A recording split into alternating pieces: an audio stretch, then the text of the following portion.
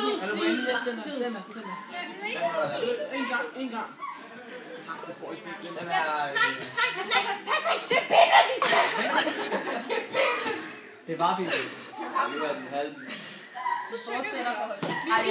Ej, seriøst, vi sætter i tilbage. Hvor du sætter din... Jeg ved kraftigt ikke, hvor min movie er. Nu må du lige så. Hvorfor? Du er langsomt. Hvad er det her? Hvor er du dum? Det er bare, jeg kan ikke der vil man snart lukke mig.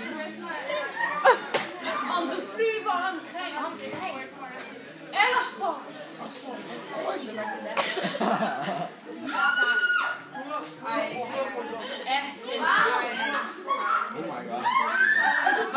Okay, I får bilen tilbage.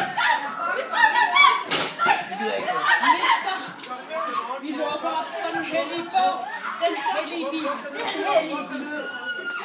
Saul talte med sin søn Jonathan. Og med alle sine flokker har slået David ihjel. Men Sauls søn Jonathan holdt meget Daniel. Derfor fortalte Jonathan stor Israel. Herren gav Israel en stor sejr. Du så det.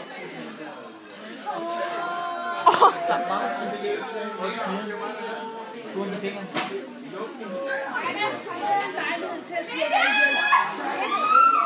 Derfor skal du i morgen sørge for at skjule og gemme dig. Så vil jeg gå ud og stille mig ved siden af min far på den vej, hvor du er, og tale med ham om det. Når jeg så får noget at vide, skal jeg fortælle dig. Jonathan lagde at David på sin far Saul og sagde til ham, kongen må ikke forsønde sig mod sin tjener David, for han har ikke forkyndet sig mod dig. Tværtimod